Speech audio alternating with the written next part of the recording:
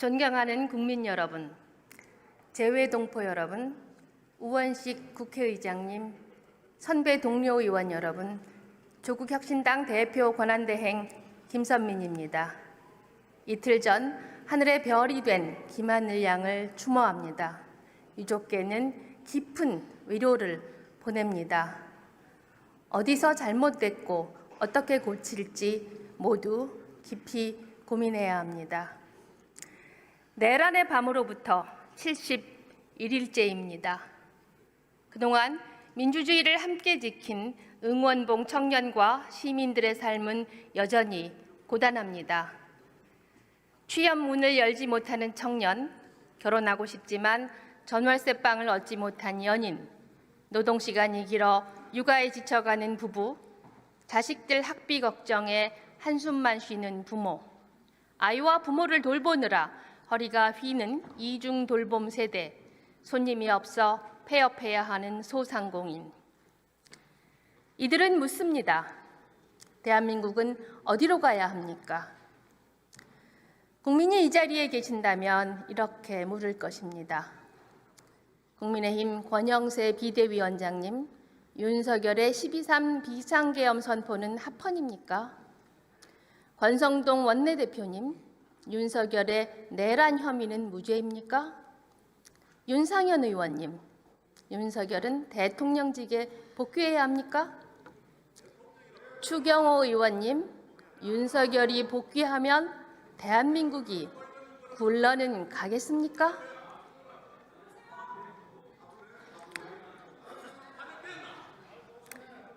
상황은 안개 속입니다. 내란 우두머리가 구속되자 폭도들이 법원에 난입했습니다.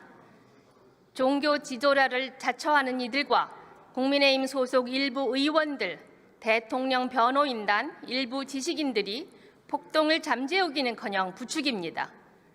여당과 정부는 탄핵 심판을 늦추려고 책략을 부립니다. 독재를 내재화해 이 나라를 신유신 체제로 끌고 가려고 합니다. 이들을 숙주 삼아 극우 파시즘이 스멀스멀 도달하고 있습니다. 파시즘은 정치적 종족주의와 적을 먹이로 합니다. 특정 국가를 혐오의 대상으로 점찍습니다. 폭력과 혐오를 일삼습니다. 선거를 부정합니다. 저지되는 듯한 했던 내란은 끝나지 않았습니다. 법정과 길거리, 유튜브에서 이어지고 있습니다. 국민들은 다시 걱정하고 있습니다. 내란은 완전히 종식해야 합니다. 타협과 무마로는 할 수 없습니다. 내란을 완벽하게 종식하고 헌정 질서를 회복할 방법은 한 가지입니다. 돌려 말하지 않겠습니다. 12.3 내란 우두머리의 파면이 확정되고 조기 대선을 치르게 된다면 극우 내란 세력을 제외한 모든 이들이 단단하게 연합하여 압도적 승리로 집권해야 합니다.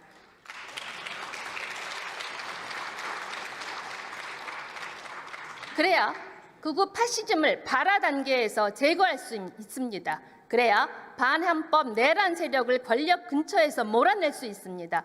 그래야 비로소 국민을 통합할 수 있습니다. 이를 위해 헌정 수호, 민주공화정을 믿는 모든 이들이 연대해야 합니다. 바로 새로운 다수연합입니다. 갈등과 혐오, 배제가 아니라 평화와 공존을 외치는 민주시민들이 탄탄하게 연대해야 합니다. 연대 이틀 안에서 완전히 새로운 대한민국의 모습을 제시해야 합니다. 조국혁신당은 이를 위해 내란 세력을 제외한 모든 정당과 시민사회가 함께하는 원탁회의를 제안한 바 있습니다. 이름은 무엇이어도 좋습니다. 이를 통해 지금 매진할 과제가 있습니다. 첫째, 내란의 완전한 종식과 헌정 수호입니다. 하루라도 빨리 내란 세력과 그 무리를 단죄해야 합니다. 첫걸음으로 명태균 게이트 특검법을 통과시켜야 합니다. 명태균 의혹은 내란 감행의 비밀을 풀 열쇠입니다. 선거는 민주주의의 기본입니다. 선거 여론조사 조작을 수사해야 할 이유입니다. 헌정 질서 회복을 위해 국회에 반헌법행위 특별조사위원회 구성을 제안합니다. 독립법정기구인 반헌특위에 조사 권능을 부여해야 합니다. 수사가 필요하면 상설특검을 발동할 수 있게 해야 합니다. 그래야 내란의 진상을 낱낱이 밝혀 기록할 것입니다. 단죄의 근거를 마련해 내란 세력을 발본색원해야 합니다. 둘째, 내란 세력을 잉태하고 배출한 권력기관을 개혁해야 합니다. 특히 검찰입니다. 검찰은 지난 70년간 권력 주변부에 있다가 현 정권에서 스스로 권력이 됐습니다. 검찰의 최대 피해자가 누굽니까? 바로 조국과 이재명 두 야당의 전현직 대표입니다. 검찰은 고쳤을 수 없는 조직입니다. 다음 정권에서도 초반에는 말을 듣는 듯 하다가 힘이 빠지면 바로 뒷목을 물어뜯을 것입니다. 조국혁신당은 국회에 검찰개혁 4법을 제출해 놓았습니다. 2월 국회에서 처리해 주시길 촉구합니다. 셋째, 정치적 양극화를 극복하기 위해 정치를 개혁해야 합니다. 대한민국 정치는 양극화에 빠져들었습니다. 응원봉 시민은 다양성을 요구합니다. 이들의 목소리는 흑과 백만으로는 표현할 수 없습니다. 이제 다원적 민주주의와 다당제가 우리 정치에 정착할 때가 됐습니다. 국회에 정치개혁특별위원회를 두고 논의해야 합니다. 민주당 이재명 대표께서도 제안한 국민소환제도 여기서 논의합시다. 유신 정권이 국회 진입을 좁히기 위해 높였던 교섭단체 기준을 원래대로 정상화할 것을 촉구합니다. 이는 누구의 손해도 아닙니다. 건전보수가 극우 세력에 포획되지 않을 가장 중요한 방법입니다. 여러 정당이 활동하는 국회 안에서 다양한 계층과 세대의 뜻이 활발하게 논의되고 반영될 것입니다. 존경하는 국민 여러분, 선배 동료 의원 여러분, 공약은 정당이 유권자와 맺은 고용계약입니다. 사기업은 계약을 못 지키면 해고되거나 징계받습니다. 하물며 공당이 계약을 어겨서야 되겠습니까? 지금 우리가 할 일은 감탄할 만한 묘수를 담은 획기적 공약을 내는 게 아닙니다. 그간 해놓은 약속을 성실하게 지키는 것입니다. 조국혁신당은 3년은 너무 길다를 외치며 현 정권 조기 퇴진을 공약했습니다. 저희는 그 약속을 지켜왔습니다. 검찰 개혁을 주창해 법안을 내놓았습니다. 검찰 개혁은 저희만의 공약이 아닙니다.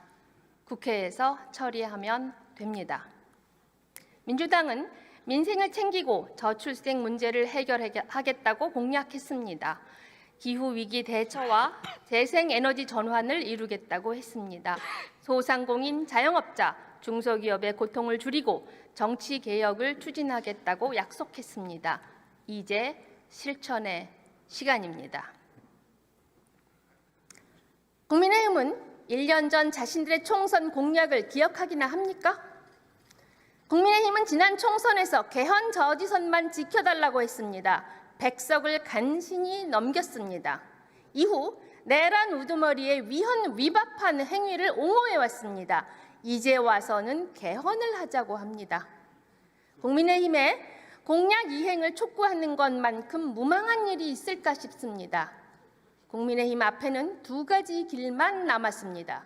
첫째, 내란을 옹호하고 탄핵을 지연시키다 위헌정당 심판을 받는 일. 둘째, 내란을 빨리 끝내고 진짜 보수 정당으로 거듭나는 일. 이제 선택하십시오.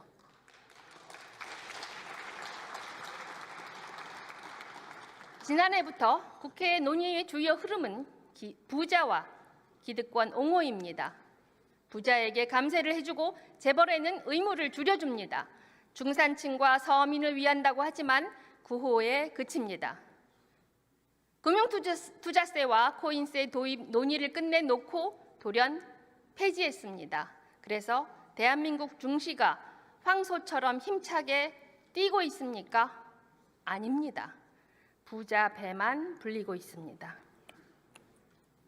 기업과 부자만 성장하는 것이 아니라 국민이 성장하는 길로 나아가야 합니다. 불평등과 불공정을 없애야 진짜 성장이 가능합니다. 금융투자세와 코인세로 대표되는 부자 감세부터 정상화합시다. 법인세, 종부세도 마찬가지입니다. 그렇게 모은 재원으로 서민들의 기본적인 삶을 보장하고 민생을 회복시켜야 합니다. 추경해야 합니다. 이달 안에 합시다. 그 돈으로 급한 불부터 꺼야 합니다. 소액 연체자는 대부분 소상공인 청년들입니다. 이들 부채를 탕감해 주어야 합니다. 그들에겐 생명줄입니다. 취약차주 대출 잔액은 95조 원에 육박합니다. 이들 채무를 조정해 주어야 합니다. 그래야 경제 실핏줄에 피가 돕니다. 소액 생계비를 대출해 줘야 합니다. 내란 극복 지원금도 1인당 30만 원을 지급해야 합니다. 이것은 강에다 내다 버리는 돈이 아닙니다. 급한 집에는 요긴한 자금으로 소상공인과 자영업자에게는 숨통이 될 것입니다. 돈이 돌면서 경제 활성화의 마중물이 됩니다.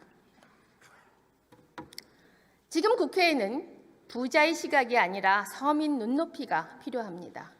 대한민국은 더 탄탄한 나라가 돼야 합니다. 국민은 인간답고 탄탄한 삶을 살아야 합니다.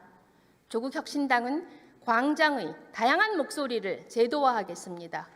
첫째, 사회권 선진국 2030을 추진하겠습니다. 우리 국민의 노력으로 대한민국 경제는 세계 10위권으로 성장했습니다. 하지만 OECD에서 발표하는 삶의 질 지표는 32위로 최하위 수준입니다. 주거, 건강, 교육, 노동, 디지털, 환경, 문화, 돌봄 등 8개 분야에 대해 연도별 입법 과제와 재원 조달 방안 등을 담은 5개년 종합계획을 수립하겠습니다. 사회권 보장 전달체계 개편과 사회권 보장 기본법 제정을 통해 8대 사회권 법안 처리 등 단계별 실천 전략을 통해 2030년까지 삶의 질 선진국을 완성하겠습니다. 내일부터 상세한 내용을 국민께 공개하겠습니다. 둘째, 혁신 경제를 추진하겠습니다. 탄핵 이후의 경제는 탄핵 이전과 완전히 달라야 합니다.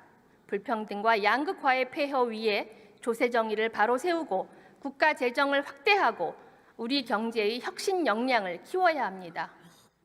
최근 수십 년 동안 미국과 유럽에서 시가총액 상위 기업들이 활발히 바뀌었습니다. 하지만 우리나라는 거의 그대로입니다. 1998년 48% 수준이었던 30대 대기업의 GDP 대비 매출액 비중이 지금은 무려 77%에 달합니다. 젊은 혁신 기업이 성장하는 토대를 마련해야 합니다. 재벌의 경제력 집중 해소를 통해 시장에 경쟁을 도입해야 합니다. 대기업 시장 경쟁력의 원천이 단가 후려치기와 기술 탈취여서는 안 됩니다. 초기술과 인적 자본이 되도록 최종재 시장과 부품 소재 시장의 재벌 독점 구조를 혁신해야 합니다. 혁신 경제로 대한민국의 성장 엔진을 재점화하겠습니다. 셋째, 대한민국 금기 깨기에 나서겠습니다. 불평등의 원인은 승자 독식 구조입니다. 우리 사회에 뿌리 깊이 박혀 있는 승자 독식이라는 괴물을 쫓아내야 합니다. 불평등이 구조화되고 대를 이어 세습되는 사회 경제적 위기를 해소하는 데 전력을 다하겠습니다. 국가 재정을 독점해 재정 파탄을 초래한 기획재정부를 경제기획부와 예산처로 개편하겠습니다. 대통령실 세종시 완전 이전을 추진하겠습니다. 법조 카르텔이라는 강고한 금기를 깨기 위해 서초동의 대검, 대법원 등을 지방으로 이전하겠습니다. 그 자리에는 사회통합형 공공임대 분양주택을 건설해 국민주거권 보장의 상징적 공간으로 탈바꿈시키겠습니다. 존경하는 국민 여러분, 선배 동료 의원 여러분, 위대한 국민은 2017년 촛불혁명을 일으켰습니다. 안타깝게도 미완에 그쳤습니다.